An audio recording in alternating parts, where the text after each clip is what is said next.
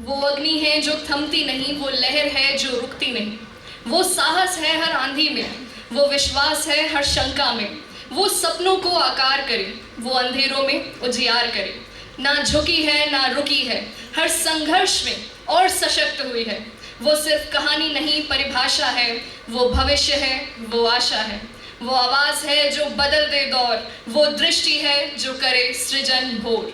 Good afternoon, everyone. I, Nikita Ahuja, proudly welcome you all to this vibrant celebration of International Women's Day 2026, organized by the Women's Cell of the Bhopal School of Social Sciences. It is my honor to acknowledge and warmly welcome the esteemed dignitaries who have graciously joined us today.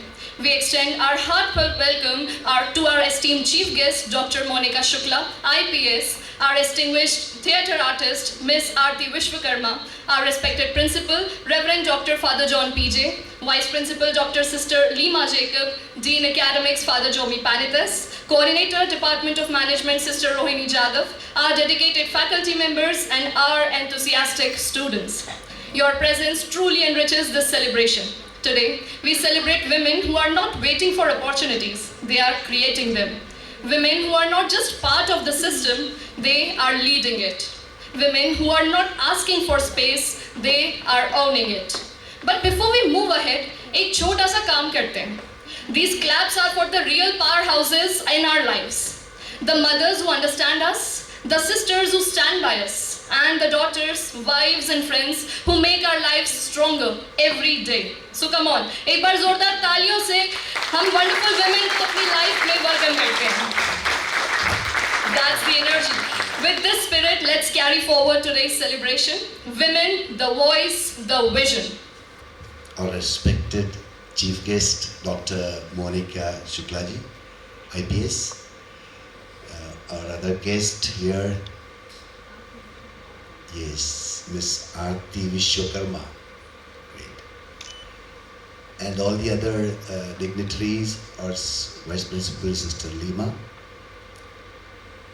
in charge, Dr. Neelakshi, and her team, and all of you all, dear staff and students. I'm not the right person to speak today. I think Sister Lima should have spoken, being a woman. But then I can only applaud the works that are, or the contribution women make for the uplift and creating ethos, in the society, in the family, or anywhere where the women exist. That which men cannot do, we have to humbly accept. So there is a unique place for women, not only in families, but wherever your presence is, it adds color, special vibes, and also a healthy environment. For example, if you take up in our schools and colleges, I think majority of the professors, teachers are all women because of, I say it is not because of any other reason, but because they have the patience to handle students and adults. And it is so in our college also, Dr. Monica. We are also a good number, about 120 staff. I think 75 to 80% teaching staff all are all women. So we need to, a day like this is to acknowledge and appreciate, and also to certain extent approve the work and the responsibilities that you take up in making a college, a school, a society, and whatever you mentioned or name it. So thank you for your presence in BSSS. It's really great. You add a lot of positive vibes to this entire BSSS college and environment. And that makes us going. And today we are privileged to have a chief guest, a person one of its kind. She is a very senior IPS officer, and she's also very specialized, and I have seen her name as resource person for traffic rules and kind of when they conduct the traffic program here in the colleges and also other colleges. She's one of the resource persons. On the way, doctor was telling me that it would have been good or nice if she could speak and address the students regarding traffic rules and regulations. I think, ma'am, will surely address this issue in the time when the students are here present, and we are extremely grateful to you for obliging to spend this 1 hour with us at BSSS. You are most welcome. We don't have the practice of giving a bouquet, but you are part of our Deva Haram project. And also to you, an artist, young artist, Ms. Aarti, you are most welcome to our BSSS family. And to all of you all, have a wonderful day. Happy Women's Day to all the women members of our college here. God bless you all.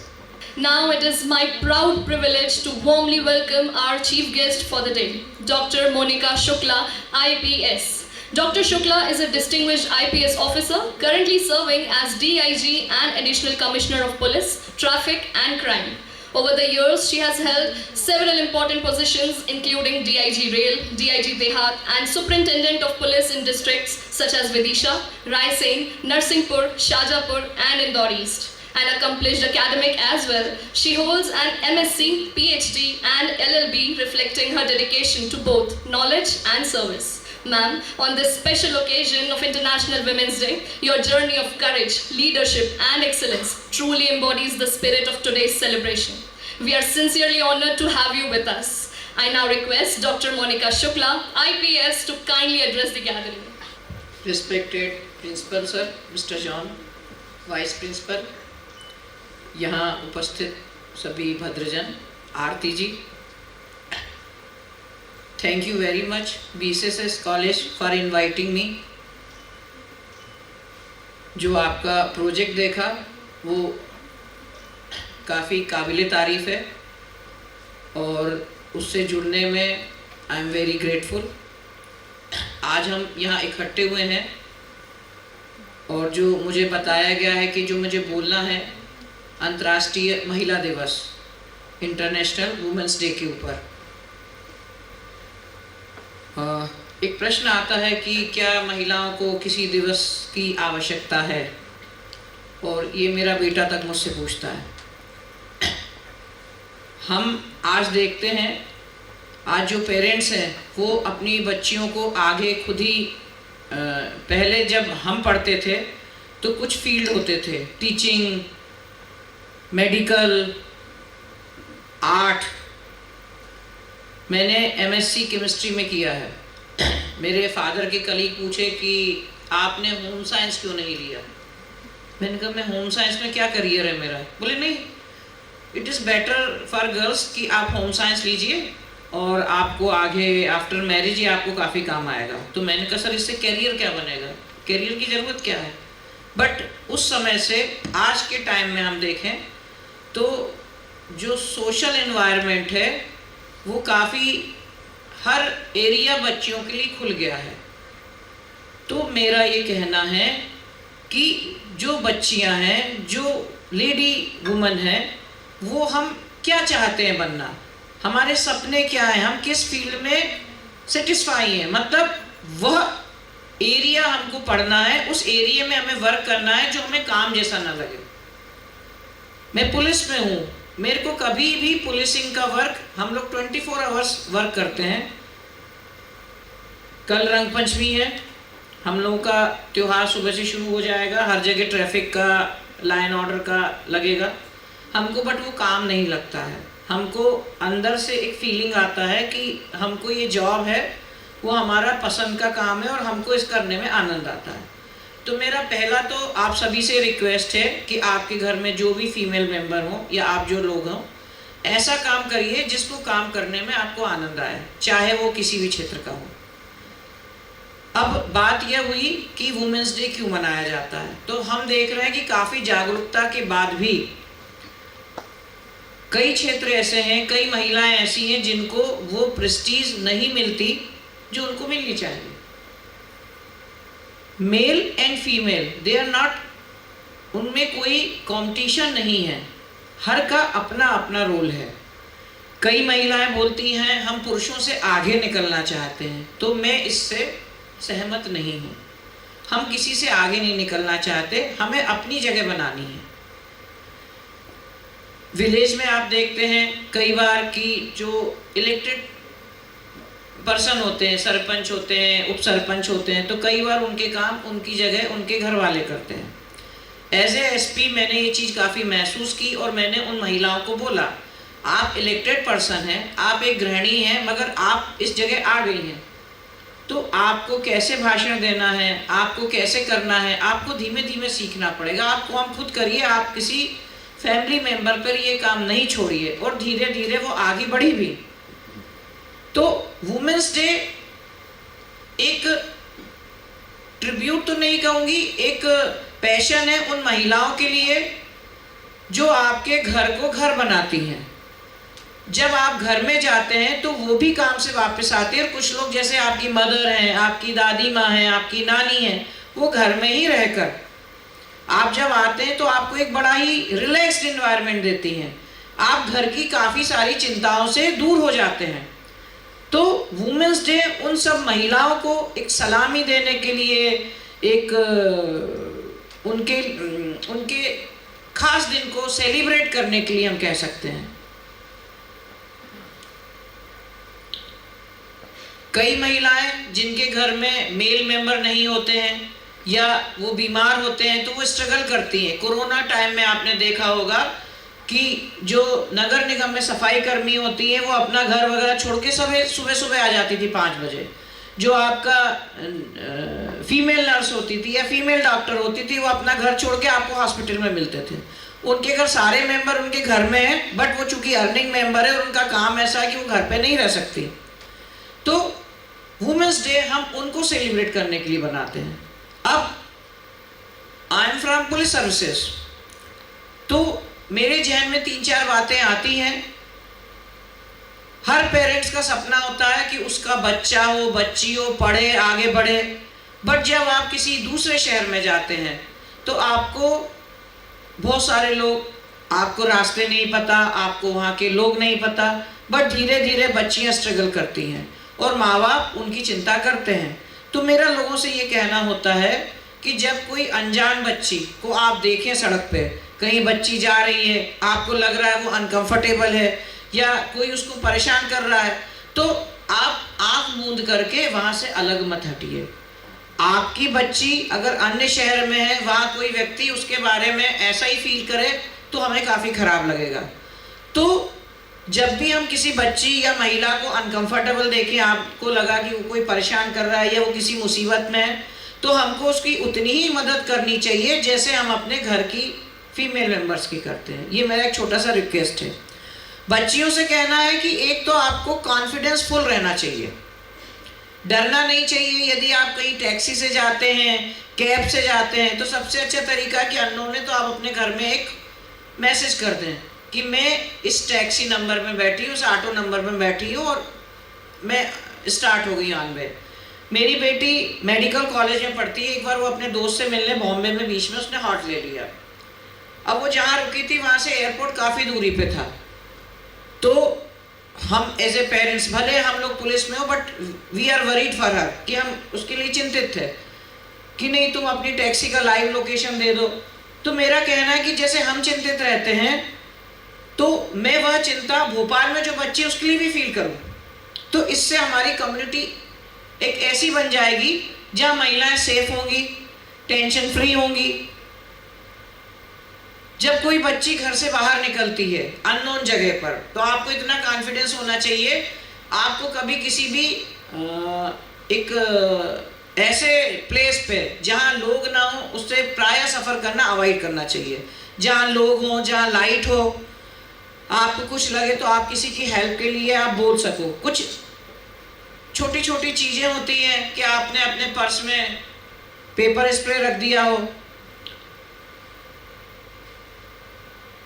आप जिस जगह जा रहे हैं उसके, आप कहीं मान लीजिए रात में आप हॉस्टल में रहते हैं, आप रात में कहीं जाते हैं अपने दोस्त के साथ, तो अपने पेरेंट्स को उसका नंबर शेयर कर लीजिए, आप किस जगह जा रहे हैं वहाँ की लोकेशन शेयर कर लीजिए।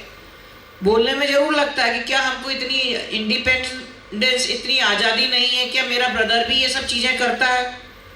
बट अगर हम ये चीज़ें शेयर करते हैं तो वो हमारी ही सेफ्टी के लिए है। साइबर क्राइम आप सभी जानते होंगे,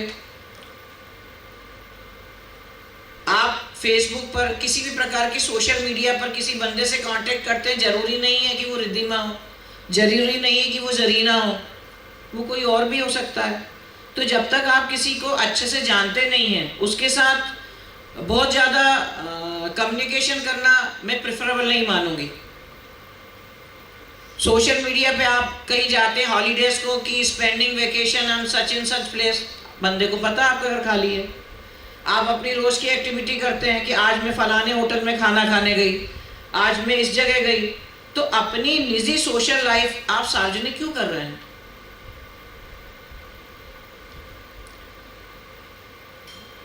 आपने अखबारों में, मैगजीन में पढ़ा होगा, न्यूज़पेपर में पढ़ा होगा डिजिटल अरेस्ट के बारे में। तो आप लोग यंग एज के हैं, आप लोगों को साइबर टेक्निक्स पता है, तो इस चीज़ों से आप अपने जो घर में थोड़े से ओल्ड एज पर्सन हैं उनको भी बताइए। डिजिटल अरेस्ट के बारे में कोई जानता है? जानते हैं। सिंगल, कई हमारे पास ये प्राय डिजिटल अरेस्ट अधिकतर उन लोगों के लिए होता है जो 60 के ऊपर होते हैं, जो रिटायर्ड हो चुके होते हैं, कि भाई कोई व्यक्ति फ़ोन करके कहता है कि आपके घर में आपका जो बच्चा है वो हमारे पास है, या उसको पुलिस ने पकड़ लिया है, आप इतना इतना पैसा दोगे या हमारे पास आओगे तो हम छोड़ देंगे, या फिर आपका नाम किसी फेरा एक्ट में आ गया है, या आपके खिलाफ कंप्लेन है, तो पुलिस इस प्रकार से कभी किसी को फ़ोन नहीं करती है। और आपके पास इस प्रकार से थ्रेटनिंग कॉल आते हैं तो लोग बात तो अपनी एफडी तक तुड़वा कर, अभी एक गोविंदपुरा से रिटायर्ड बीएचएल फैमिली मेरे पास आई थी, तो मैंने अपने एसपी से कहा मैं उनसे मिलना चाहती हूँ। वो उनको इतना ज़्यादा थ्रेट किया उन्होंने कि आप अपना जो गोल्ड रखा है लॉकर में वो निकालिए, उसको सेल कर दीजिए और वो पैसा हमारे अकाउंट में डालिए। और वो इतने डरे हुए थे, उन्होंने किसी को शेयर नहीं किया, इवन अपने बच्चों से नहीं किया। और उनकी वाइफ लगातार बोल रही थी कि नहीं, मैंने अपने हस्बैंड से कहा था कि एक बार अपन लोकल पुलिस से बात कर लें, अपने बेटे से शेयर कर लें। हस्बैंड ने मना कर दिया, डरा हुआ था वो। तो साइबर क्राइम से हमको थोड़ा सा अलर्ट रहने की ज़रूरत है। हम लोग मोबाइल यूज़ करते हैं, आजकल सारा पेमेंट हमारे मोबाइल से होता है, हमारा बैंक अकाउंट इसमें होता है। हम लोग के पास कई बार आप कोई चीज़ डाउनलोड कर देते हैं, पता चला हमारा अकाउंट उससे खाली हो गया। तो इन सब को थोड़ा सा हमको अलर्ट रहना होगा। और ये वुमेन सिक्योरिटी के लिए भी जरूरी कि कोई आपका फोटो मर्ज करके भी लगा सकता है। आपका फोटो शक्ल आपकी है, नीचे बॉडी किसी और की है। अब आपने एआई नया नया आया है, आपने कहीं देखा होगा कई तरह की एक्ट्रेस के पोर्न फोटोग्राफ या इस प्रकार की चीज़ें आ गई हैं कि बॉडी किसी और की है, फेस किसी और का है। तो इस प्रकार चूंकि वुमेन्स डे एक ऐसा डे है जो मैं महिलाओं को बताना चाहती हूँ कि इस प्रकार कोई आपके साथ चीज़ें कर सकता है तो उससे डरना नहीं चाहिए।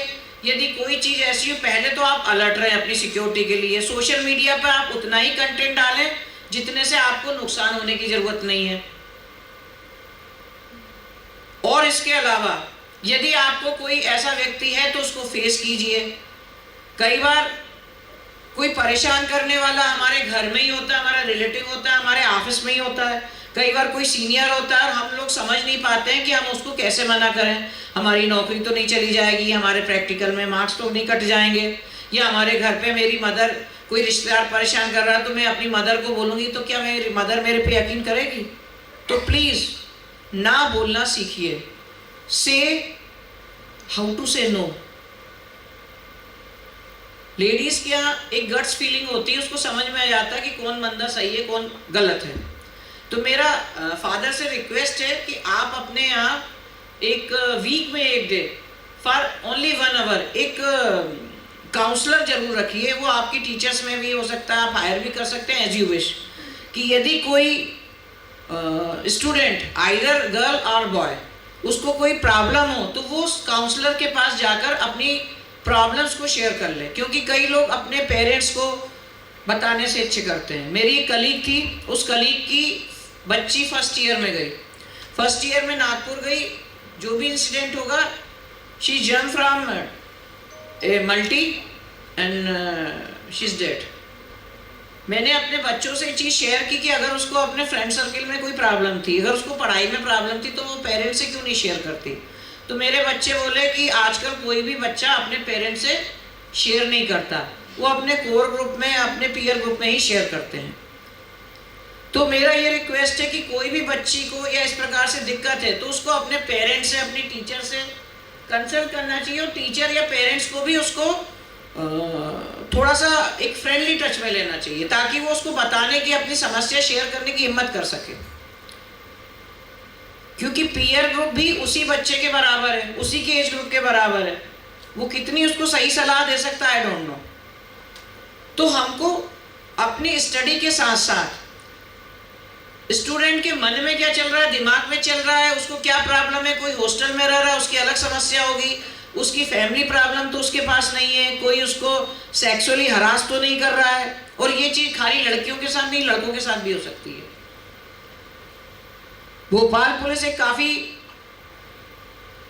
प्रोग्राम चला रही है, से नो टू ड्रग, क्योंकि ड्रग जो है वो काफ़ी धीरे धीरे फैलता जा रहा है। इवन विलेज में, छोटे कस्बों में, सब जगह आपको आपका पीयर ग्रुप ले जाएगा कि यार चलो एक सिगरेट ले लो, आप बोलोगे नहीं नहीं मेरे पेरेंट्स पसंद नहीं करते, बोले तुम्हें पता नहीं है, जो बच्चा, लड़का या लड़की सिगरेट पिए, बियर पिए और फास्ट गाड़ी चलाए, वही आज का हीरो है, उनकी बातों में आ जाता है। धीरे धीरे धीरे पढ़ाई छोड़कर वो अलग दुनिया में चला जाता है। वो जब तक उनको लगता है कि मेरे कैरियर के जो गोल्डन टाइम था उसमें मैंने कहीं चूक कर दी। आपको लगता है कि आपका कोई फ्रेंड है, आपका कोई कलीग है या फैमिली मेम्बर में कोई है, तो इस मामले में आपको उसकी मदद करनी चाहिए, क्योंकि ये जो टाइम है ये हमारा करियर बनाने का टाइम है। आप देख रहे हो कितना ज़्यादा कंपटीशन है आजकल किसी भी जॉब को लेने के लिए। आप प्राइवेट में काम करते हैं उसमें भी आगे बढ़ने के लिए, आप कोई बिजनेस एस्टेब्लिशमेंट करते हैं उसमें भी कंपटीशन है। तो आपको अपने जो गोल्डन टाइम है उसको ड्रग्स, पार्टी, इन सब से थोड़ा तो दूर करना चाहिए। मैं ये नहीं कह रही कि आप आदर्श स्टूडेंट बन जाओ कि कोई मजे नहीं करो सिर्फ पढ़ते रहो, ये संभव नहीं है। बट सोशल मीडिया को, यूट्यूब को, व्हाट्सएप को, फेसबुक को एक लिमिटेड टाइम दीजिए, बाकी टाइम आप अपना चाहे स्टडी करें। और ज़रूरी नहीं कि आप मान लीजिए जो पढ़ाई कर रहे हैं वही पढ़ें, दुनिया में बहुत सारी चीज़ें हैं जिसका नॉलेज होना बहुत ज़रूरी है। इंटरनेट है, इंटरनेट के गुड इफेक्ट भी है, बैड इफेक्ट भी है। इंटरनेट से आप हर चीज़ पता कर सकते हैं। जब हम लोग स्टूडेंट थे तो हम लोग शायद डिक्शनरी देखते थे, अब आपके पास हर चीज़ अवेलेबल है नेट पे। बट नेट में अच्छा भी है और आप डार्क वेब में चले जाओ तो ख़राब भी है। तो ये आपको चूज करना है कि what is right for you, what is wrong for you. Women's day पर मैं इतना ही कहना चाहूंगी, आसमान आपका इंतजार कर रहा है, सपने देखिए, उन्हें पूरा करिए, सारा जहां आपका है। और यही 3 या 4 साल मिले हैं आपको कॉलेज में जहां आप सपने पूरे करने के लिए सारी कोशिश कर सकते हैं। लास्ट थिंग, जो आपकी पेरेंट्स हैं, मे बी आपकी मदर बहुत वेल क्वालिफाइड है, मे बी आपकी मदर वेल क्वालिफाइड नहीं है, 11th पास है, कॉलेज पास आउट है, उनके जो एक्सपीरियंस है उसको डिसरिस्पेक्ट कभी ना करें कि मैं तो इतना पढ़ी लिखी हूँ बट मेरी मदर तो घर में रहती है, उनको कुछ पता नहीं दुनिया के बारे में।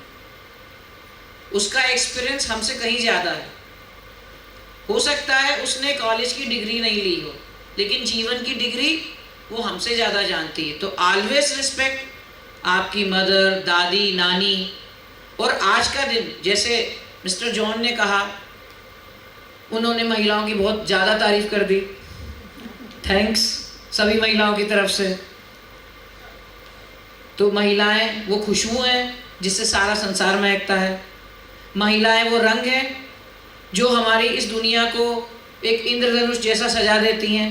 तो आज आप सभी से आग्रह है कि अपने घर में महिलाएं, जो आपके घर मेड आती है, वो जो आपके कपड़े प्रेस करती, वो जो आपका खाना बनाती, जो भी महिलाएं आपके जीवन में हैं, चाहे वो आपकी फैमिली मेम्बर हो, चाहे आपके प्रोफेशनल मेम्बर हो, उनको एक बार फ़ोन करके कि आप उनके जीवन में कितना महत्व रखती हैं ये बता देंगे तो मैं समझूंगी कि आज का वुमेंस डे सार्थक हो गया। बहुत बहुत धन्यवाद।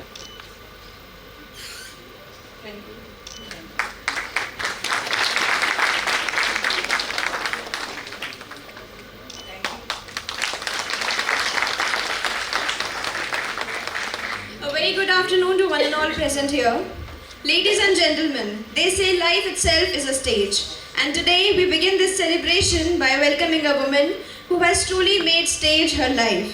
From the vibrant theatre culture of Bhopal, we are privileged to have with us Miss Aarti Vishwakarma, a rapidly emerging name in the Indian theatre, known for her powerful and realistic performances.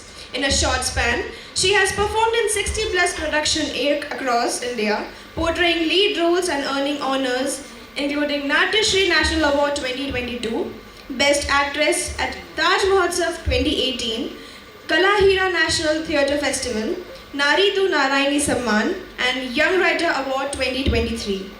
Her journey reminds us that theatre is not just a performance, it's the way of understanding life itself.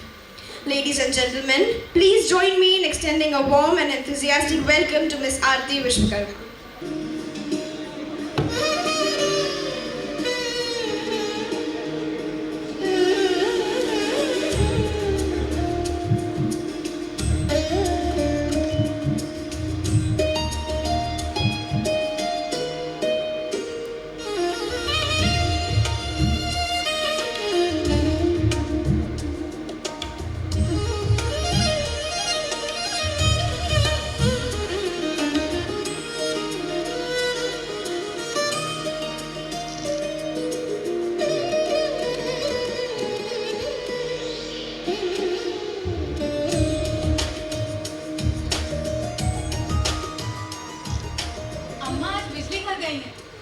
बिजली का bill जमा करने और मैं यहाँ घर पर उनका इंतजार कर रही हूँ। अम्मा, मेरी सास, बहुत कम उम्र में ही उनके हाथ खाली हो गए थे। तब शिव बहुत छोटे थे। शिव मेरे पति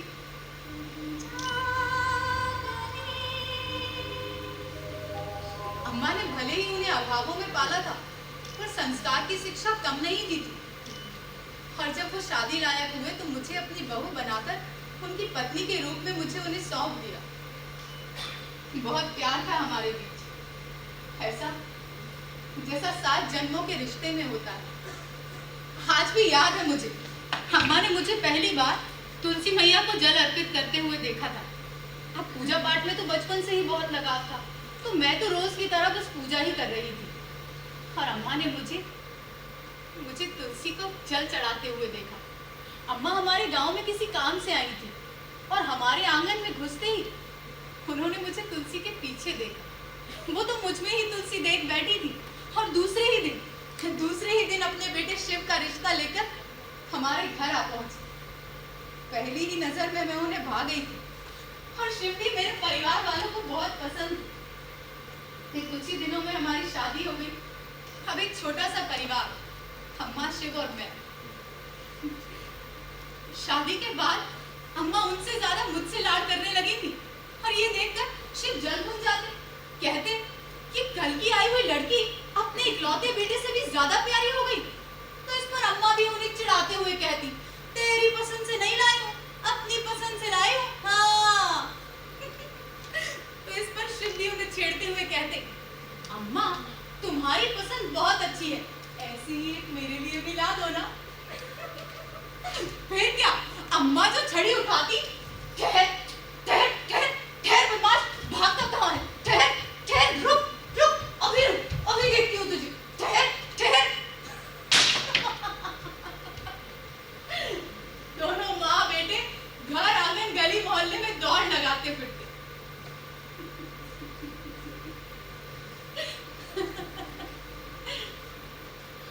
भी ना बहुत ही साधारण व्यक्तित्व के आदमी थे। कितनी साधारण कदकाठी थी कि भीड़ में आसानी से कहीं भी गुम हो सकते थे, पर उनका व्यक्तित्व उनके शब्दों से झलकता, सहज, संतुलित और आडंबरहीन। शिव जितने अच्छे बेटे थे ना, उतने ही रोमांटिक पति भी थे, लेखक भी थे ना। अब मैं ज्यादा पढ़ी लिखी तो थी नहीं, पर जब भी उनका लिखा हुआ पढ़ती तो लगता कि उन्हें ये ईश्वरीय देन है। और रेडियो पर गाने सुनना तो उन्हें इतना पसंद था कि रेडियो हमेशा उनके आसपास ही रहता।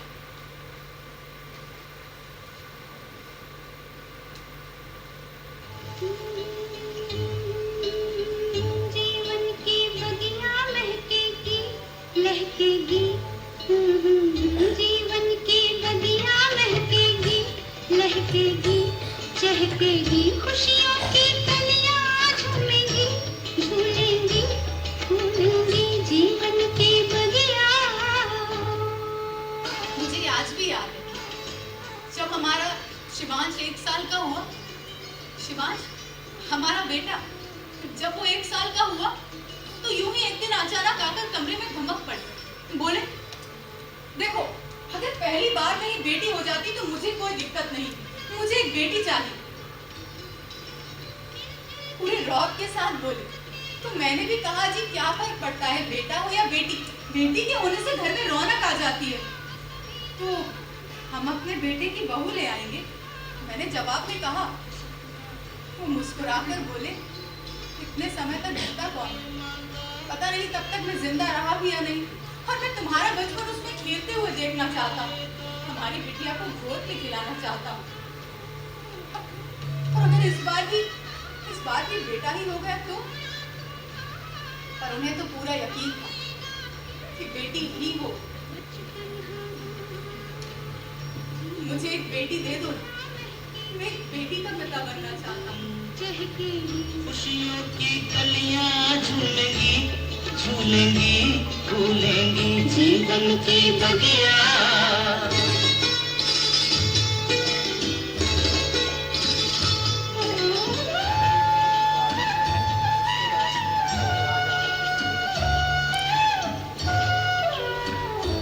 हम और बंधेंगे, हम तुम कुछ और बंधेंगे, होगा कोई बीच तो हम तुम और बंधेंगे, बांधेगा धागा कच्चा। और जब हमारी बेटी आई तो उसे देखकर कहते हैं ये तो बहुत सुंदर है। मैं इतना काला और ये इतनी गोरी, एकदम तुम पर गई। एक पल के लिए भी उसे अपने आप से दूर न कर, सोते भी तो उसे अपने सीने पर सुला ले।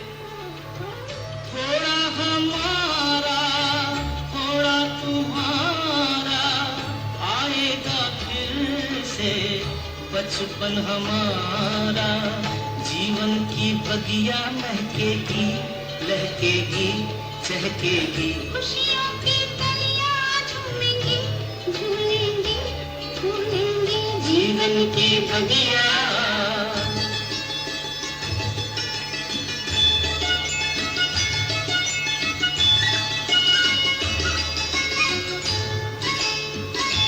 मेरा राज दुलारा, वो जीवन प्राण हमारा, फूलेगा एक फूल, खिलेगा प्यार हमारा, दिन का वो सूरज होगा, रातों का चांद सितारा, मेरा राज दुलारा, वो जीवन प्राण हमारा, फूलेगा एक फूल।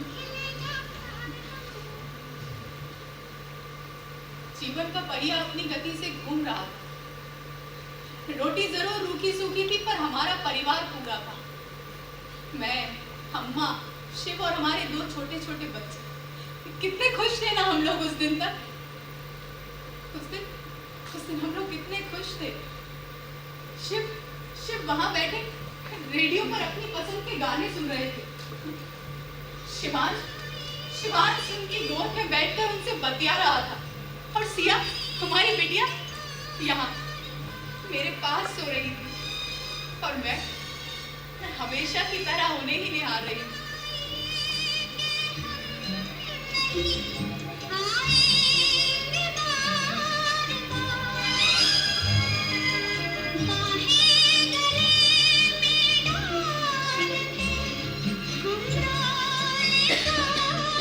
डाल के हम आँखों से ये प्यार की बरसात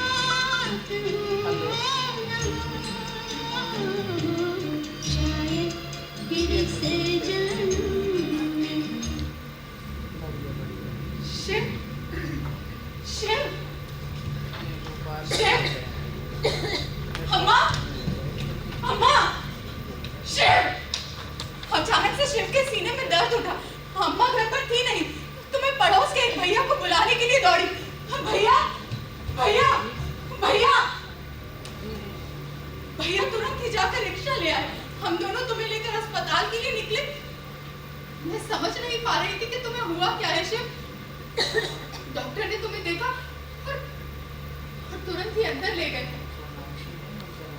कुछ देर बाद वो वापस लौटे और बोले आपने आने में देर कर दी। भैया ये डॉक्टर साहब क्या बोले? सुनिए ये डॉक्टर साहब क्या बोले? क्या बोले? भैया के होंठ कांप रहे थे। वो क्या बोले ठीक से कुछ याद नहीं, बस इतना याद है कि चल घर चल। मैं पागल की तरह घर के लिए निकली। अस्पताल की एक एक सीढ़ी पर जैसे हजारों अंगारे बिछे हुए थे। हर एक सीढ़ी पर मैंने खुद को मरते हुए महसूस किया। एम्बुलेंस में शिव चीर निद्रा में सोए हुए थे, जैसे समाधि में लीन। उनके चेहरे पर एक अजीब सा सुकून था और मैं सारे रास्ते उनका हाथ पकड़कर बैठी रही, जैसे भीड़ में एक बार फिर उनके साथ साथ फेरे ले रही। आगे क्या हुआ कुछ ठीक से याद नहीं। शायद शरीर और आत्मा का संवाद खत्म हो गया था और आंखों ने देखा।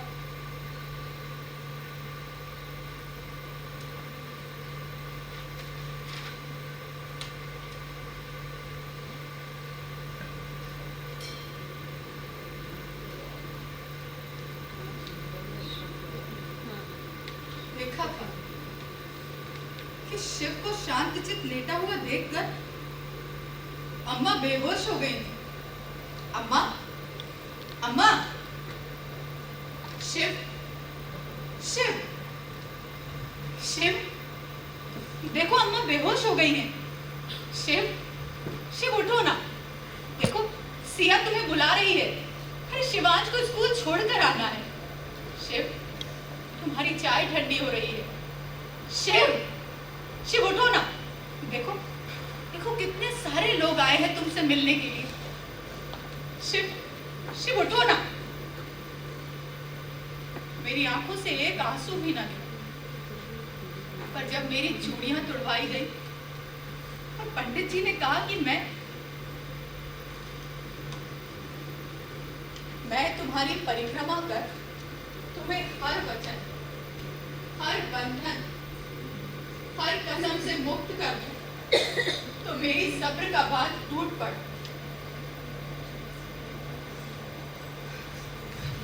शिव शिव शिव हमारा रिश्ता तो 7 जन्मों का था ना, फिर तुम मुझे बीच मझधार में छोड़कर कैसे चले गए? कैसे? शिव शिव शिव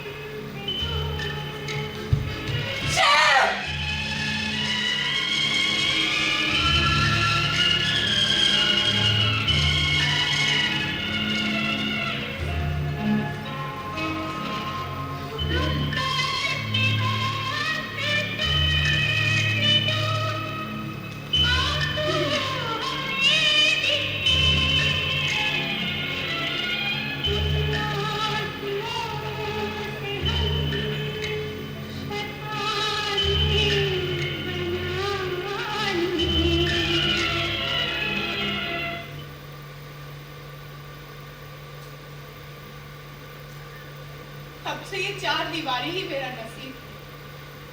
साथ कुछ था तो संघर्ष, सालों साथ चलने वाला संघर्ष और डर, हर दिन एक नया डर। कभी ये डर कि आज घर में चूल्हा जलेगा या नहीं, कभी मैं बीमार हो जाऊं तो ये डर कि अगर मुझे कुछ हो गया तो मेरे बच्चों का क्या होगा, कभी बच्चे बीमार हो जाए तो ये डर कि मैं इन्हें बचा पाऊंगी या नहीं। और उस दिन एक नया डर घर कर गया था मेरे मन में।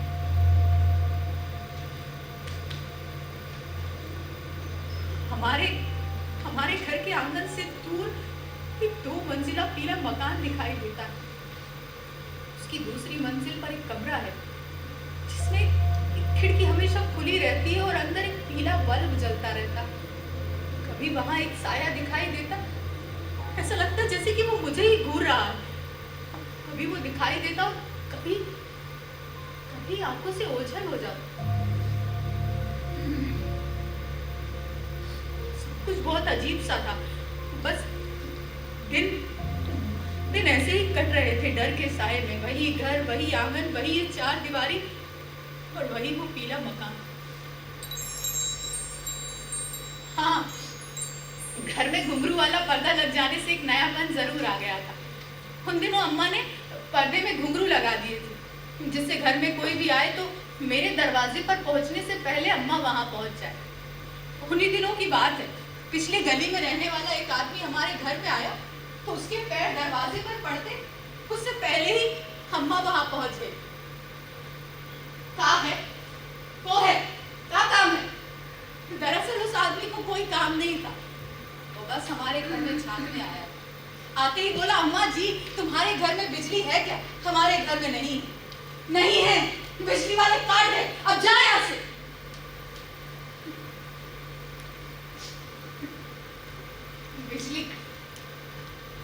बिजली ने भी खूब साथ दिया है मेरा, अंधेरे में अपने आंसू छिपाने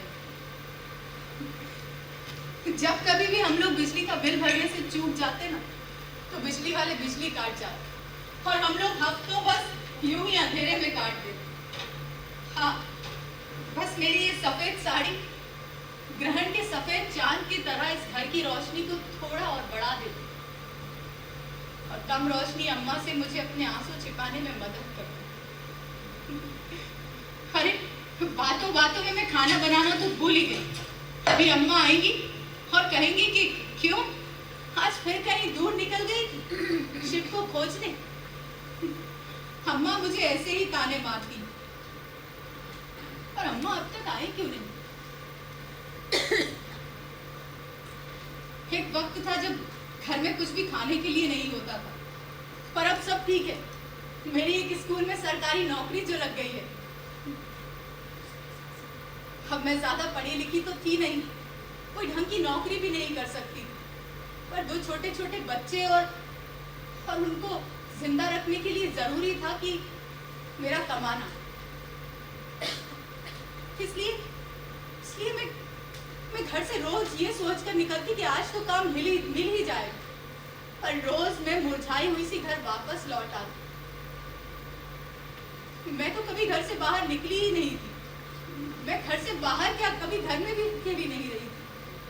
और मेरे घर में लगा ये आईना मुझे रोज अपना प्रतिबिंब दिखाने के लिए आतुर रहता और मुझसे ढेरों सवाल पूछता। इसलिए एक दिन मैंने गुस्से में इस पर एक कपड़ा डाल दिया और घर से ये सोचकर निकली कि अगर आज काम नहीं मिला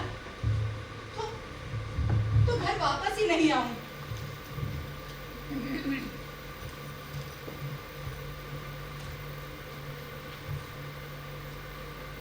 चलते चलते स्कूल के बाहर पहुंचे।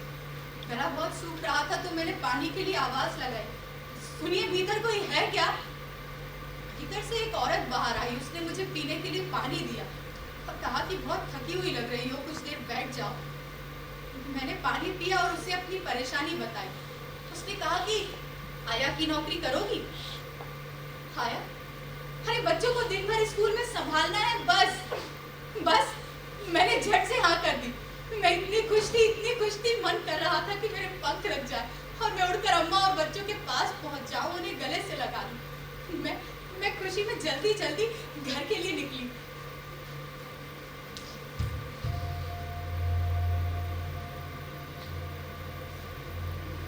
जैसे ही मैं मोहल्ले के करीब पहुंची, मैंने किन्हीं अनजान आंखों को खुद को घूरते हुए महसूस किया। भीतर तक चीर गई थी वो मुझे। बहुत अजीब सा लग रहा था, घबराहट हो रही थी। मन लग रहा था कि दौड़कर घर में पहुंच जाऊं, अम्मा के पीछे जाकर छिप जाऊं, पर पीछे पलटकर देखने की मुझ में हिम्मत नहीं थी। मैं तेज तेज चाल से घर की गली तक पहुंची और वहां से मैंने अपना पूरा साहस बटोरा और मैं सीधे घर के भीतर घुस गई। देखा तो अम्मा बैठकर घर के एक पर्दे के छेद को सिल रही थी। अम्मा और मेरे बीच में बस ये एक तुलसी का पौधा था। अम्मा ने बिना मेरी ओर देखे ही पूछा, रमा तू ठीक तो है? अम्मा के चेहरे पर चिंता और संशय के भाव देखकर मैं सब भूल गई। अम्मा मुझे काम मिल गया मुझे। अम्मा खुश तो बहुत थी, पर अब भी उसके चेहरे पर चिंता और संशय के भाव थे। अम्मा ने फिर पूछा, तू ठीक है ना रमा? मैंने बस अपनी गर्दन नीचे झुका दी। अम्मा ने मेरा हाथ पकड़ा और मुझे इस तुलसी के पास ले आए। अम्मा ने तुलसी में लगे सूख गए कुमकुम को लेकर मेरे माथे पर लगा दी। अम्मा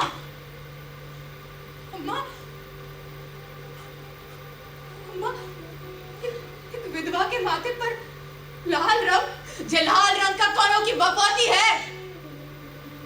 देख, जो कोई लाल रंग नहीं है, तो सुरक्षा कवच है तेरी हिम्मत को। जब भी तू जो लाल रंग अपने माथे पे लगा के बाहर निकलेगी ना, तुझे आदमी जात तेरे सीने पे नहीं, तेरे माथे पे लगे जो लाल रंग को देखेंगे। अरे तू जा श्रृंगार नहीं सुरक्षा समझेगी, तो जे तेरा सम्मान को मस्तक ऊंचो रखेगी। समझी?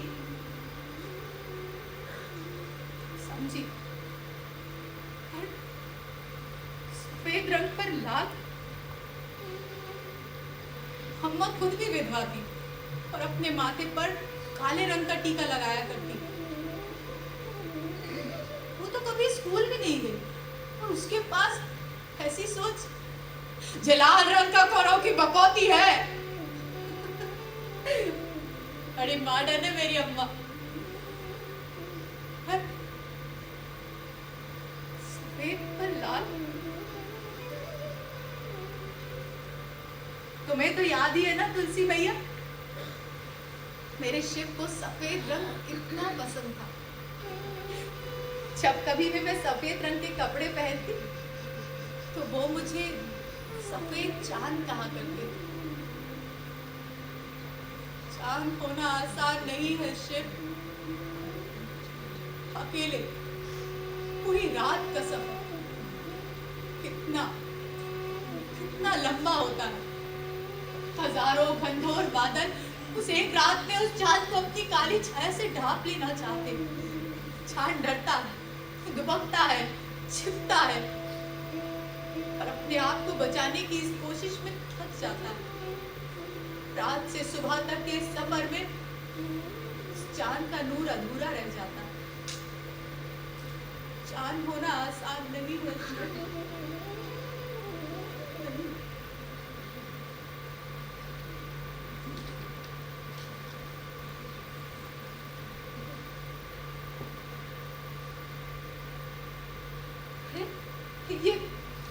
ये अम्मा अभी तक क्यों नहीं आए? हाँ, बच्चों को स्कूल लेने गई थी। हो सकता है वहीं से उन्हें लेकर बाजार चली गई हो। ये अम्मा भी ना अभी आएगी और दुनिया भर की बातें कहेगी। हाँ, तो मैं उस पीले मकान के बारे में बात कर रही हूँ।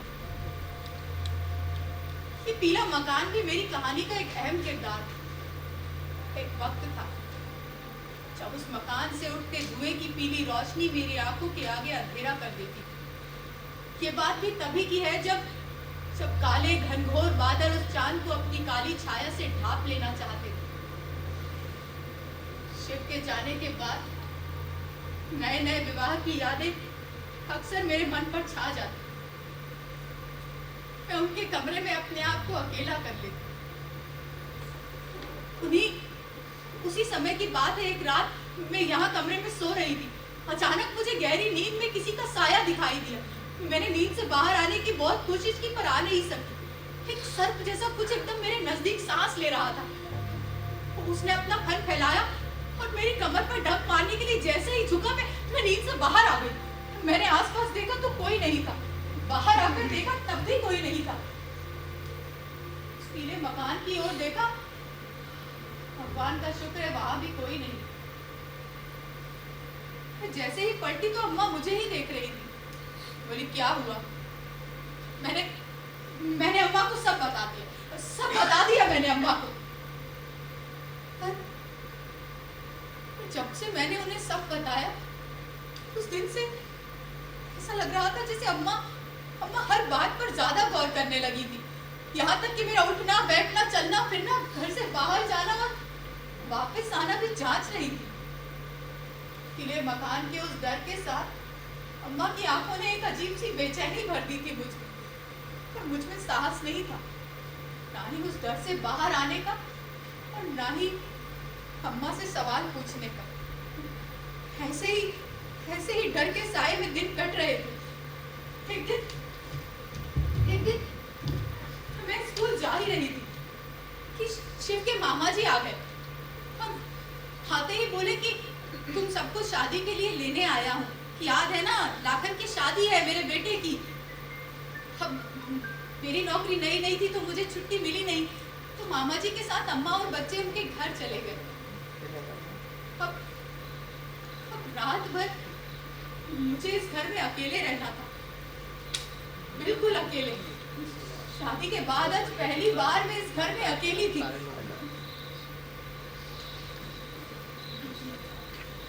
ना ही कभी शिव ने और ना ही कभी अम्मा ने मुझे अकेले घर में रहने दिया। जैसे जैसे रात करीब आ रही थी, मैं अपने आप को उस पीले मकान के घर के लिए तैयार कर रही थी।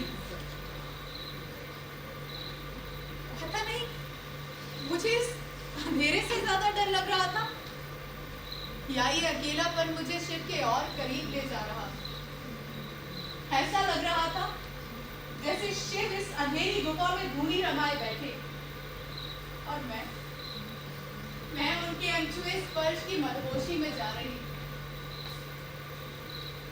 मेरा डर शिव की यादों के साए से दूर भाग रहा था। देखो ना शिव, आज तुम्हारी हर एक चीज से तुम्हारा एहसास हो रहा।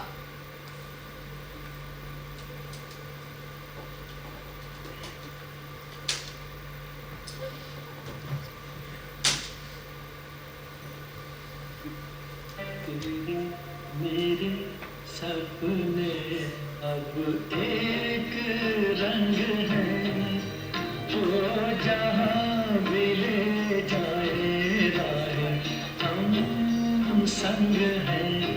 ओ तेरे मेरे सपने अब एक रंग है, वो जहाँ भी ले जाए संग है। शिव अक्सर मुझे ऐसे ही रेडियो के साथ गाना गुनगुनाकर सुनाया करते थे। मैं मेरी गोद में सो जाती। आज भी उनकी आवाज कानों में गूंज रही। मेरे तेरे दिल का था एक दिन मिलना, जैसे बहार आने पर है फूल का खिलना। मेरे तेरे दिल का था एक दिन मिलना, जैसे बहार आने पर है फूल का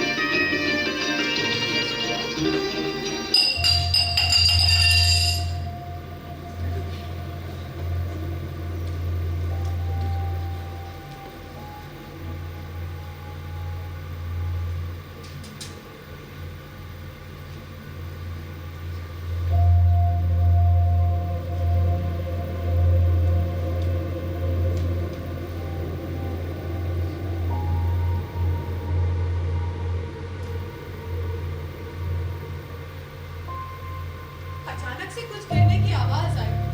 मैंने बाहर जाकर देखा तो अंधेरा था। मोहल्ले में बिजली नहीं थी तो कुछ दिखाई भी नहीं दे रहा था।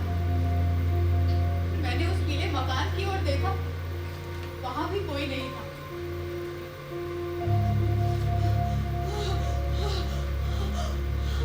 मैं जैसे ही पलटी, जैसे कोई पास ही खड़ा श्वास ले रहा था। मैं कुछ बोलती उससे पहले ही उसने मेरा मुंह बंद कर लिया। मैं कितना चीखी, कितना चिल्लाई, पर एक शब्द भी मेरे मुंह से नहीं निकला। मैंने अपने आप को छुड़ाने की कोई भी कोशिश बाकी नहीं छोड़ी थी। बहुत घिनौना था वो आदमी, उसमें से अजीब सी बदबू आ रही थी, सड़े हुए मांस जैसी। मुझसे बर्दाश्त नहीं हो रहा था। मैंने अपनी पूरी हिम्मत जुटाई और उसे जोर से धक्का दिया। वो डर के मारे वहीं गिर गया और मैं बाहर भागा।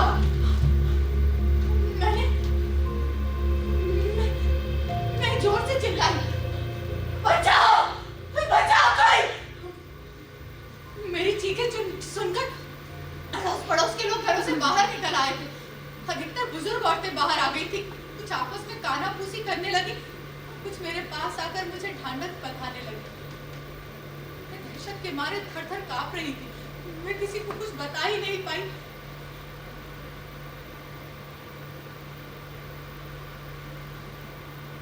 फिर सब लोग समझ गए कि अंधेरे का फायदा उठाकर कोई घर में घुस गया। कुछ लोग तो ये भी कह रहे थे कि ये वही था, ये मकान वाला।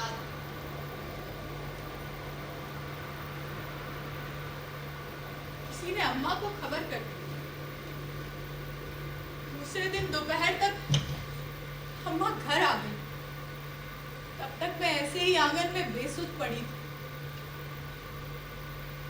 अम्मा को देखकर मैंने कितना कुछ कहना चाहा, पर मुंह से एक शब्द भी नहीं निकला। अम्मा तो मुझे ऐसे देखकर कुछ बोल ही नहीं पाई।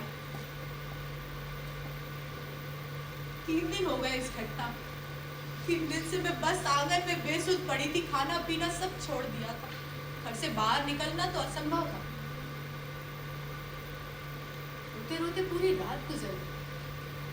जब सुबह नींद खुली तो देखा कि अम्मा आसपास कहीं नहीं थी। अम्मा अम्मा अम्मा कहाँ गई? अम्मा अम्मा अंदर भी नहीं, बाहर भी नहीं। अम्मा कहाँ जा सकती? अम्मा तो कहीं जाती भी नहीं। सुबह से दोपहर हो गई, दोपहर से शाम हो गई, पर अम्मा को कुछ पता नहीं चला। कभी मैं उनकी खाट को तो कभी मेरी नजर बाहर तक दौड़ाती, पर अम्मा। अचानक पर्दे के घुंघरू बजे। अम्मा अम्मा अम्मा अम्मा का व्यवहार कुछ बदला हुआ सा था। चेहरा भी एकदम पथरीला था। सीधे अंदर गई, शिवांश का हाथ पकड़ा और गुड़िया को अपनी गोद में उठा लिया और यहाँ तुलसी के पास ले आए और मुझे भी आने के लिए कहा। अम्मा ने अपनी साड़ी के पल्लू से एक गठान खोलकर एक शीशी मुझे दी। ये ले, तेरे सारे दुखों की दवा। बड़ी मुश्किल से लाई हूं, जा, तेरे सारे दुख दूर हो। अम्मा ने बहुत प्यार से सिया के माथे पर हाथ फेरा। सबसे पहले हमारी रानी बिटिया इसे पिएगी, फिर मेरा राजकुमार शिवाज, फिर मैं, और अंत में तू इसे पीकर आज ये किस्सा यही खत्म कर। मेरा माथा सन्न रह गया था। पर देख, जब तक हम तीनों आखिरी सांस न ले ले तब तक तू ये जहर की शीशी अपने मुंह से भी मत लगाना।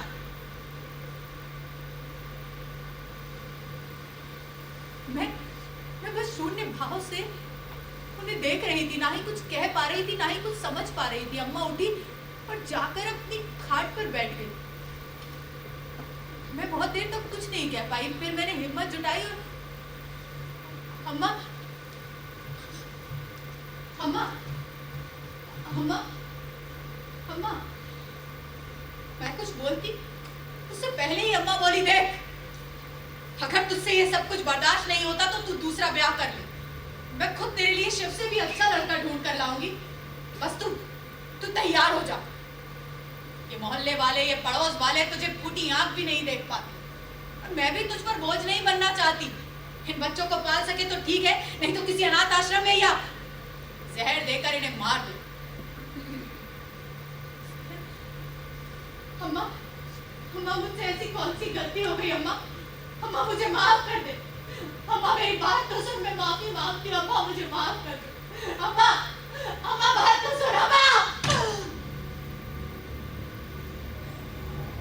अम्मा, ऐसा लगा जैसे मैं आसमान से सीधे जमीन पर आ गई। अम्मा, तू क्यों माफी मांगती है? इसमें तेरी गलती थी, बता मुझे। वो आया था तेरे पास या तूने उसे बुलाया था?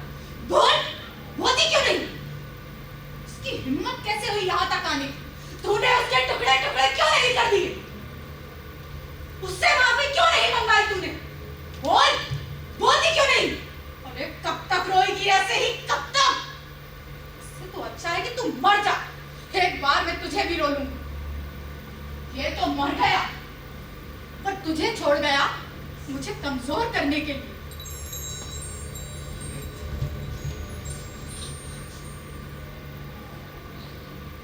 अम्मा ने गुस्से में पर्दे में लगे घुंघरू तोड़कर पूरे आंगन में बिखेर दी। अब उनका स्वर धीमा पर विश्वास से भरा था। जब मैं विधवा हुई थी ना तो शिव सिर्फ 6 महीने का था।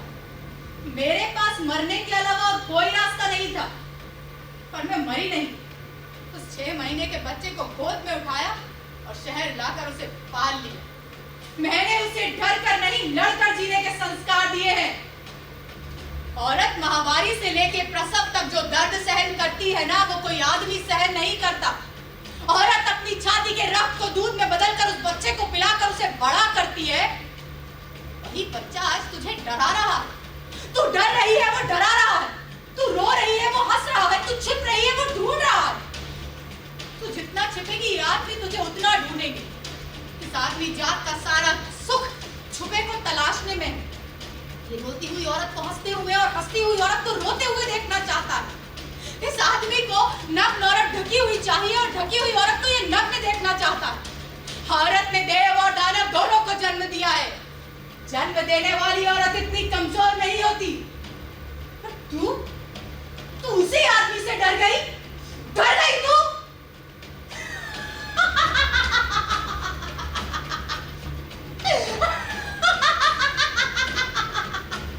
डर गई?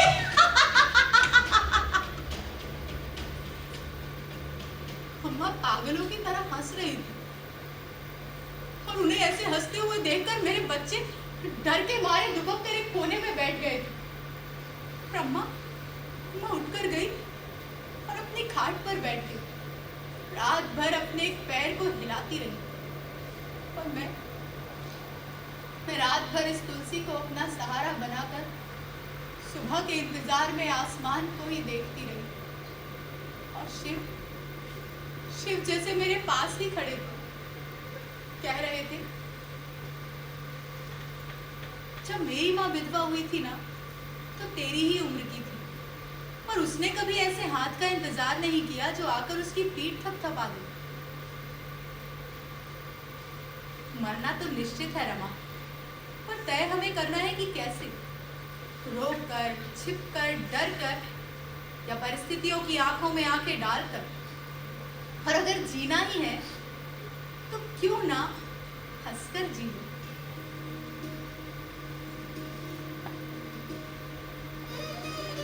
अब मेरे आंसू मेरी पलकों पर आकर रुक गए थे। अब वो बहना नहीं चाहते। मैंने एक बार फिर अपनी बाहें शिव के सामने ये सोचकर फैला दी कि वो मुझे अपने सीने में समा लेंगे। और हर बार की तरह वो मेरे सामने थे, पर मैं उन्हें छू नहीं सकी। उनके शब्द जैसे मेरे कानों में गूंज रहे थे। मरना तो निश्चित है रमा, तय हमें करना है कि कैसे, रोक कर, डर कर, छिप कर, या परिस्थितियों की आंखों में आंखें डालकर। और अगर जीना है तो क्यों ना लड़कर जी लो।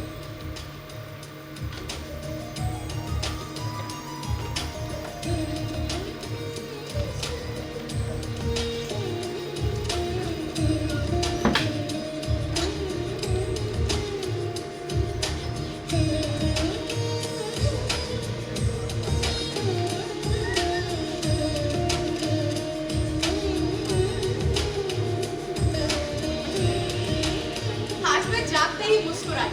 मैंने एक कप चाय बनाकर अम्मा को ले जाकर दी। अम्मा ने किसी रूठे हुए छोटे बच्चे की तरह चाय मुझसे ले ली और मेरी ओर देखा भी नहीं।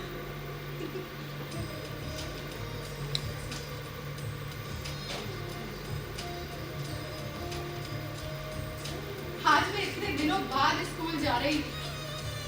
आज मेरे कदमों में बहुत विश्वास था। आज से पहले इतना विश्वास मेरे कदमों में कभी नहीं रहा।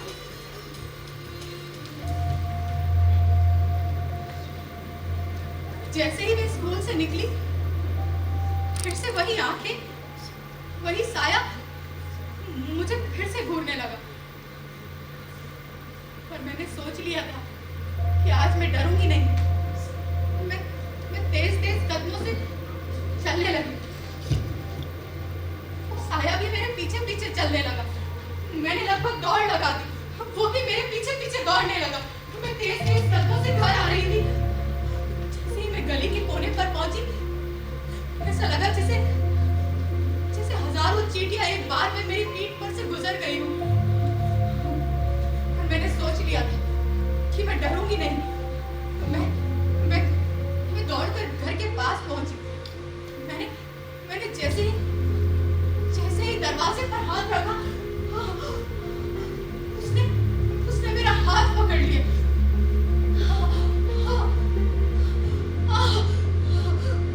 और मैंने सोच लिया था कि मैं डरूंगी नहीं।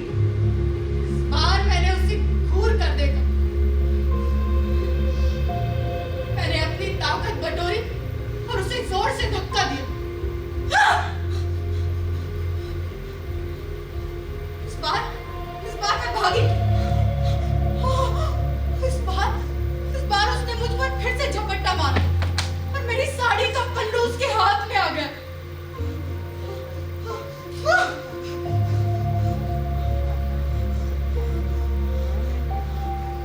मैंने सोच लिया था कि मैं डरूंगी नहीं।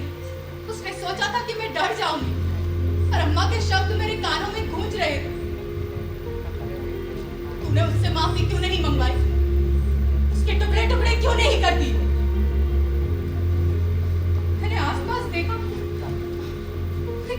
एक लकड़ी उठा ली और अपनी पूरी ताकत बटोर कर उस आदमी के उसी हाथ पर वार किया।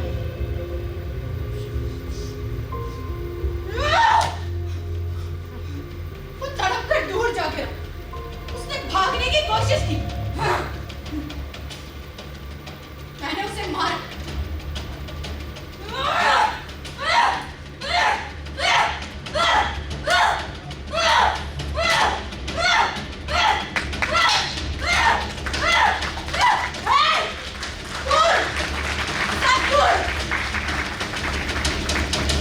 जो भी उसे बचाने बीच में आया, मैंने उसे ही मारा।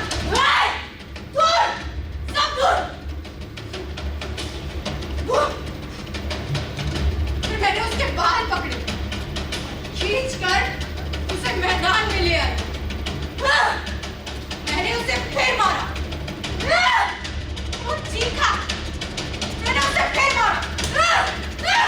वो चीख रहा था, मैं उसे मार रही थी। वो चीख रहा था, मैं मार रही थी। वो चीख रहा था, मैं मार रही थी। वो चीख रहा था, वो बस चीखे जा रहा था, मैं उसे मार रही थी।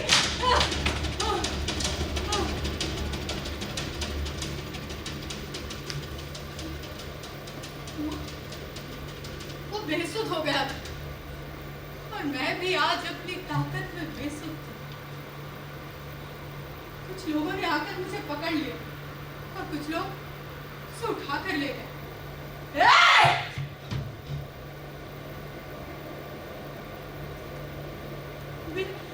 मेरे बाल खुल गए थे, कपड़े भी बिखर गए थे और मैंने देखा अम्मा बड़ी भीड़ में खड़ी थी, मुझे देखकर मुस्कुरा रही थी। उनकी आंखों में आंसू थे और चेहरे पर एक अजीब सा सुकून था। मेरी आंखों में भी आंसू थे। हम दोनों एक दूसरे को देखकर मुस्कुरा रहे थे और शिव जैसे दूर आसमान में खड़े मुझे देखकर हंस रहे थे। मैंने उनसे पूछा, हंसे क्यों? वो बोले, घने बादलों को चीर कर आज मेरा चांद अपनी पूर्णता में आ गया। हम तीनों मुस्कुरा रहे थे।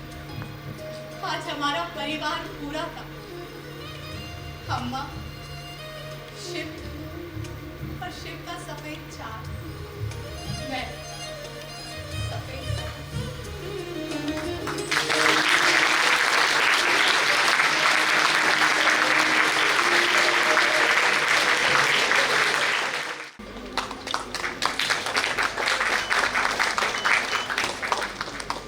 Continuing the celebration of art and expression, we now move towards a vibrant musical presentation. BSSS Rhythm is the official music and cultural ensemble of the institution, bringing together students who share a passion for music, rhythm, and artistic expression. Through their performances, they create an atmosphere that celebrates harmony, creativity, and cultural diversity. Today, they bring to the stage a special musical performance inspired by the theme Mission Mangal, reflecting the spirit of universal well-being, harmony, and positivity. Please join me in giving a big round of applause as we welcome BSSS Rhythm for this beautiful musical presentation. One such inspiring story is of Dr. Ritu Kharidar Srivastava, famously known as the Rocket Woman of India. Birth and childhood curiosity.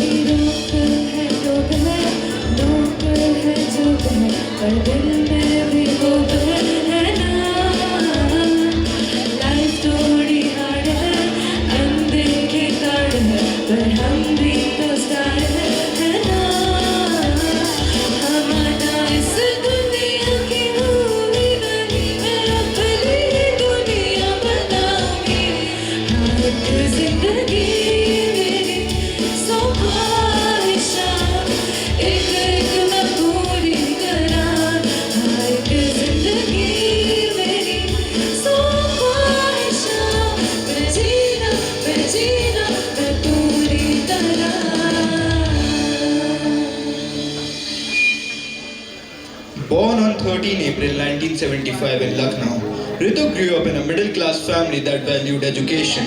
As a child, she looked at the stars and wondered about the mysteries of space. Her curiosity slowly turned into a deep dream. Education and dreams.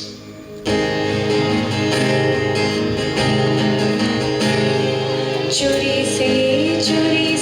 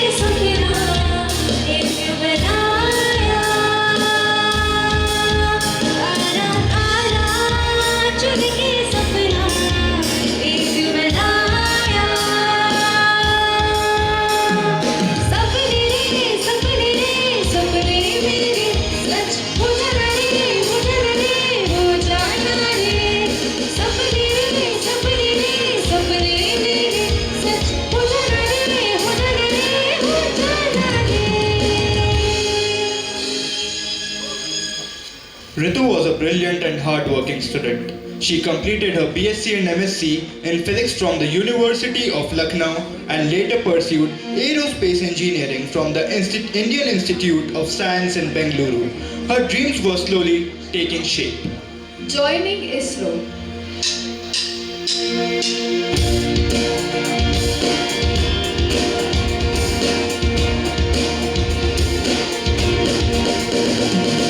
I used to bite my tongue and hold my breath, scared of rock the boat and nameless. So I said quietly, politely. I guess that I forgot I had a choice. I let you push me past the breaking point. I stood for nothing, so I fell for everything. You held me down, but I got up. Already brushing off your dust. You hear my voice, you hear that sound. Light under the shake the ground. You held me down, but I got up. Get ready, cause I'm hot enough. I've seen it all, I've seen it now. I got the eye of the tiger, a fighter, dancing through the fire. Cause I am a champion, and you're gonna feel me roll louder than a lion. Cause I am a champion, and you're gonna feel me roll. You're gonna hear me roll. And you're gonna feel me roll. In 1997, she joined the Indian Space Research Organization. With determination and talent, she began working on important missions, proving that passion and dedication can break every barrier. Marriage and family balance.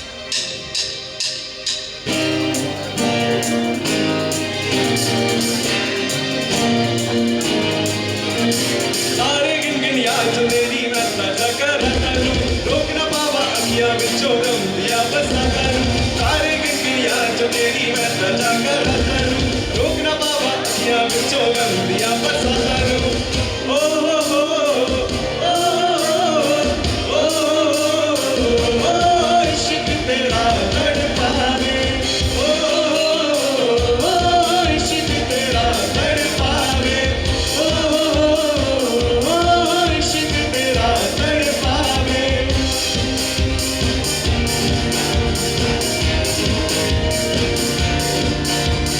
कल्ले मैनू तेरे बिना न भलिए तन्हाई दा, दस्से मैनू नागिन वांगू मौसम तेरी जुदाई दा।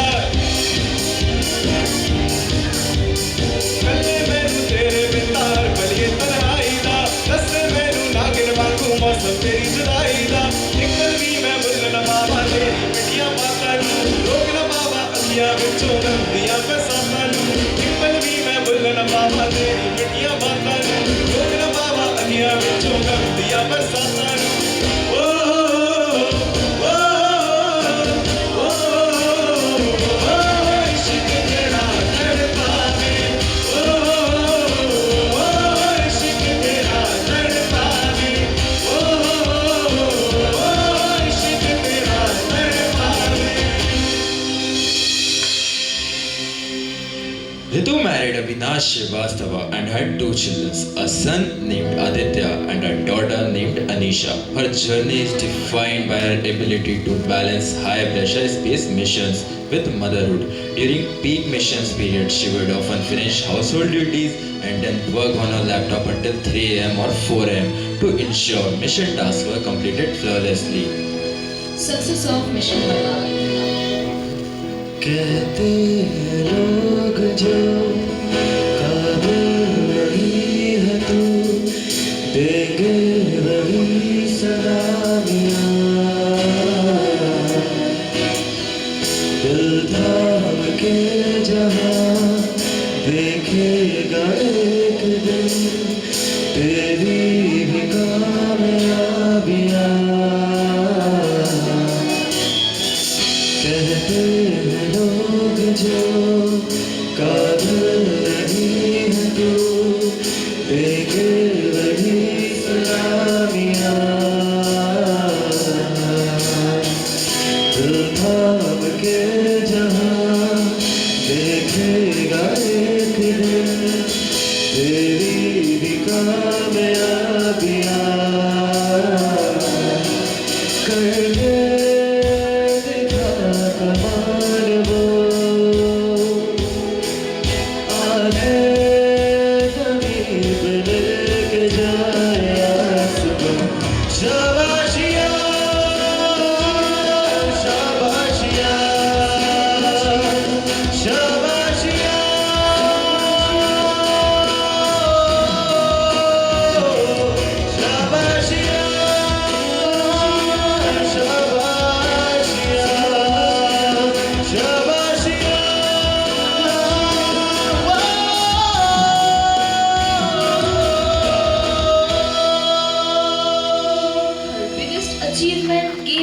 Mars Orbiter Mission Mangalyaan as a Deputy Operation Director.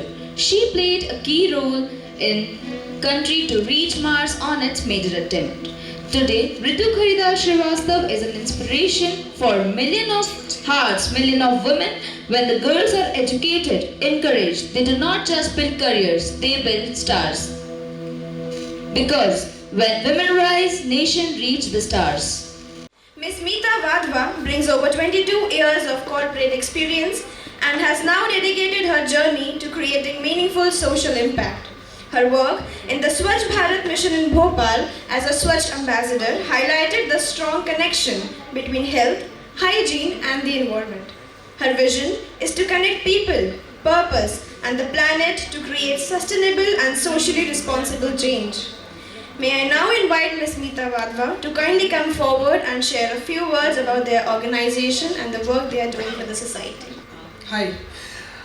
So good afternoon and extremely sorry for being late. BSS, when it comes to coming to BSS, I always feel that it's just going back from BSS and coming back to the family. So मेरे लिए बहुत घर की तरह है.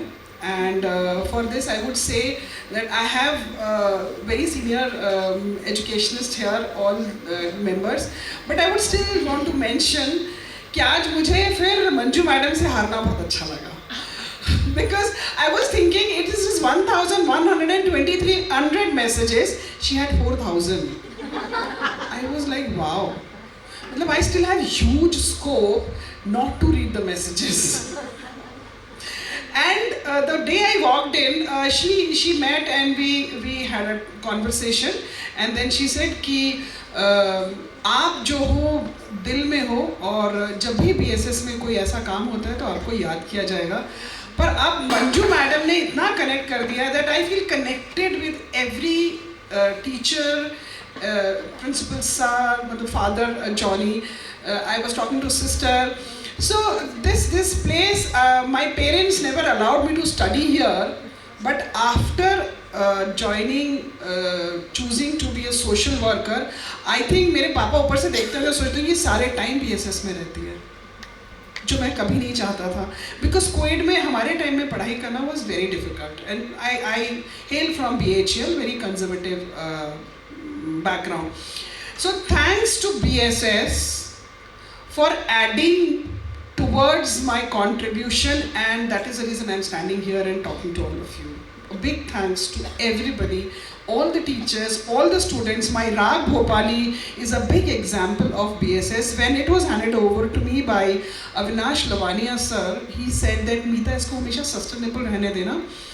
Ensure that there is no commercial terms happening here. Only the females from self-help group are benefited. And I still remember yesterday I got a call from somewhere and they said that we want to create a team who can help us in marketing like you did for Rag Bhopali.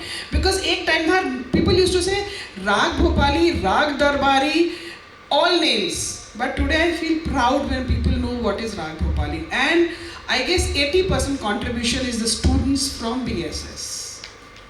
And I am really thankful for that. So my journey was very nicely already shared. My only vision as of now that I'm here from last 8 years into the social work, that health is one very important aspect for women and of course for men as well, because the kind of society I cater to, this health situation of men are also really bad, because though it's Women's Day, but no woman is complete without a man, whether it is a father, a brother or any relationship we talk about.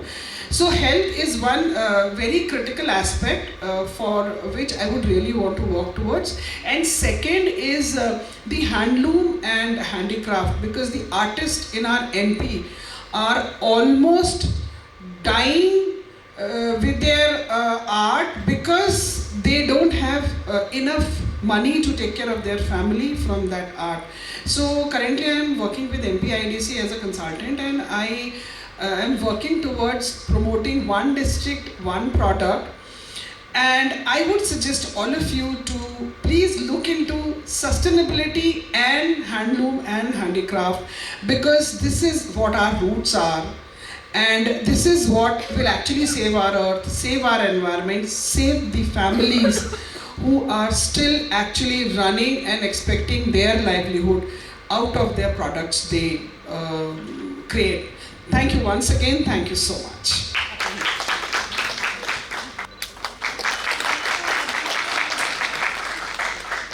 It's mentioned here outside, I think. Mahatma Gandhi ne bola, if you want to be the change, you want to change the society, be the change yourself. So this piece of art is though not complete, because I started very late. So this is made out of leftover teak wood and jute. And here it will be Zari Zardozi. So I have got it for sister, and I really want you to make this as a part of your office, because this is also one example of one district, one product, because teak wood is ODOP of Betul, and jute and Zari Zardozi is ODOP of Bhopal.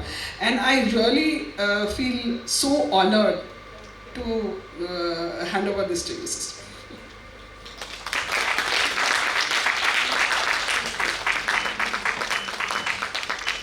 Ladies and gentlemen, we now arrive at one of the most special and proud moments of today's celebration, the book release ceremony. This year, the Women's Cell of the Bhopal School of Social Sciences took a meaningful initiative to bring together voices, ideas, and perspectives through the publication of a book. This book represents collective creativity and thoughtful expressions, featuring contributions from several authors and scholars. The publication includes 27 chapters, each presenting unique perspectives and discussions. It is thoughtfully divided into thematic sections, making it a rich and diverse compilation of ideas. Wings, Women's Independence, Nurturing Growth and Strength, is a book that explores women's empowerment as a multidimensional journey shaped by education, financial independence, resilience, and supportive institutions. Published by the Women's Cell of BSSS on International Women's Day, the book brings together interdisciplinary perspectives, highlighting women's growth, agency, and the evolving role in shaping a more inclusive society. To begin this segment, I would like to invite the student editors, Ms. Nikita and Mr. Arpit, who played an important role in shaping this publication, to please share their reflections. Good afternoon, everyone. I, Ms. Nikita Ahuja, feel truly honored to stand here today as a student editor of this edited volume titled Wings, Women's Independence, Nurturing Growth and Strength. This book has been conceptualized by the editors, Dr. Yashi Tiwari and Dr. Nilakshi Arora of BSSS, and is broadly organized into 5 thematic sections, each exploring different dimensions of women's empowerment. The first section, titled Wings of Change in BSSS, is particularly special to us because it highlights the journeys of our own women support staff. Through structured interviews and institutional insights, this chapter reflects how employment at BSSS has contributed to their financial independence, confidence, and social transformation. It shows that empowerment is not only about policies, but about creating an environment where every individual is respected, supported, and given opportunities to grow. The experiences of these women demonstrate how financial stability strengthens dignity, decision-making power, and identity within families and society. As a student editor, it has been deeply inspiring to see how BSSS not only speaks about empowerment, but truly practices it by supporting and uplifting the women who form the backbone of this institution. Thank you so much. Good afternoon, everyone. With Women's Day around the corner and this grand celebration, I think today is just the most meaningful day to launch this book. Wings, Women's Independence, Nurturing Growth and Strength. As the student editor, it was truly an honor to be a part of this bringing day into life. I'm deeply grateful to Dr. Yashi Tiwari, Dr. Nilakshi Arora for their mentorship and trust in me. And of course, to Ms. Nikita Ahuja, with whom working on this project has been both enriching and genuinely enjoyable. Building on this opening section, the chapters that follow engage with social realities shaping women's reality, employment, and empowerment in truest sense, including the section of financial literacy as a major tool, alongside institutional and legal support that could be misunderstood often, but it's really crucial to talk about when we talk about women's empowerment these days. And finally, on a very personal note, much of what I understand of strength and resilience in women comes from women who were around me while I was growing up, especially my mother. Perhaps this is why I believe to my very core that no matter how hard the world tries to convince us that a lot is already being spoken, a lot is already being talked, a lot is already being discussed about women, we must not forget that the momentum is because of women. Thank you so much. Thank you so much, Arpit. And now I request all our esteemed dignitaries and Dr. Manju Mehta, Publication Cell in charge, the editors of the book, Dr. Yashi Tiwari, Dr. Nilakshi Arora, Dr. Ashish Dilraj, HOD Commerce, Professor Smita Pillai, HOD Management, to kindly come on the stage for the formal release of the book.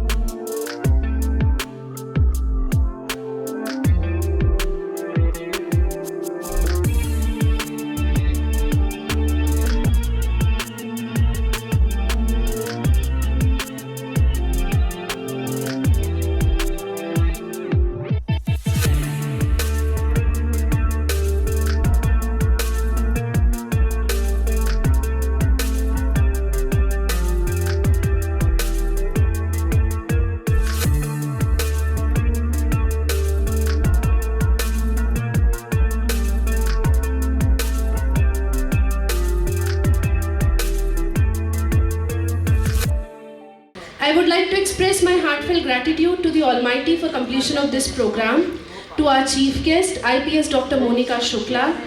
I would also like to thank Ms. Aarti Vishwakarma, Ms. Smita Wadhwa. I would like to extend my express my heartfelt thanks to respected Dr. Principal, Vice Principal, Dean Academics, and Sister Rohini. A special thanks to Dr. Ashish Dilraj for his valuable guidance and support. A special mention to Dr. Manju Mehta for her constant efforts. My thanks to Ms. Shikha for arranging these stalls. I sincerely thank Dinesh sir and Rhythm team for wonderful performance. Special acknowledgement to our Women's Cell members, student coordinators for their efforts. A special thanks to Mr. Anand, Mr. Eugene for technical support, Yogesh sir, Sandeep sir for photography, and support staff for all the arrangements. Finally, I would like to thank our wonderful audience for being here. Thanks a lot.